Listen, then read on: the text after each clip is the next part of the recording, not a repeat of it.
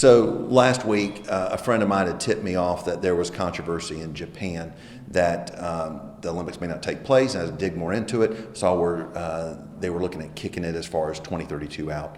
So we started a dialogue internally, went ahead and got out on social media.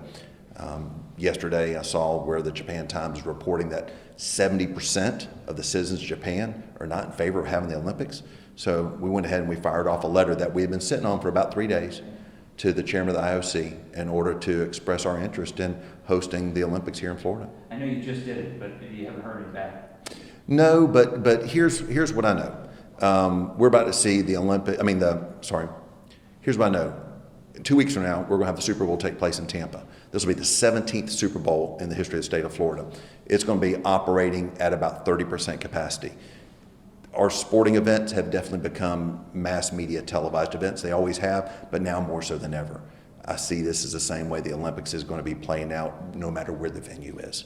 And I know that Florida, whether it be our 12 world-class universities with their facilities that are already paid for by the taxpayers, all of our stadiums, our incredible international airports, between that, our hospitality, and our hotel rooms, we can make this happen.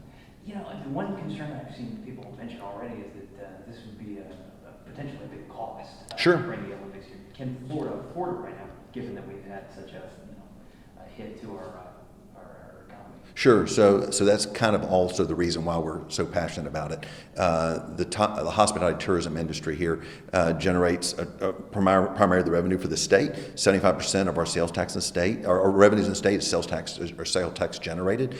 We know how to cater to tourists. We've got markets in Tampa, Orlando, and Miami that have been hit by COVID-19, so the capacity is there to accommodate them.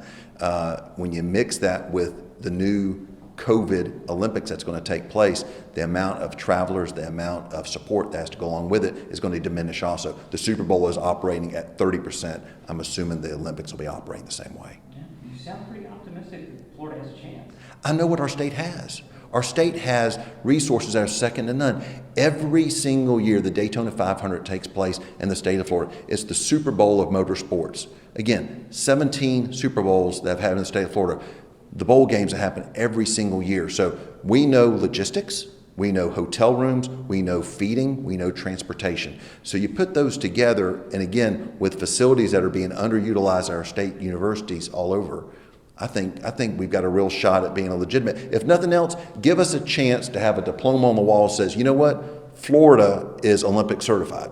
So, having a dialogue, being able to make that impression on the committee is a worthwhile endeavor, in my opinion.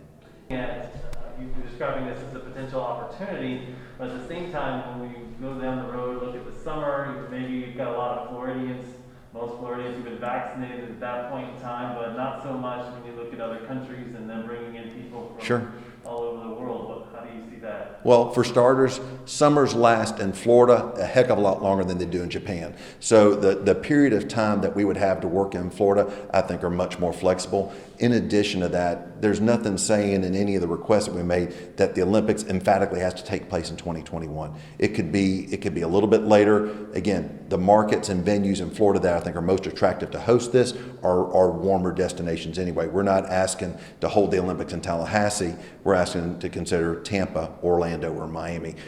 Those are definitely climates that are more appealing in almost a year-round environment.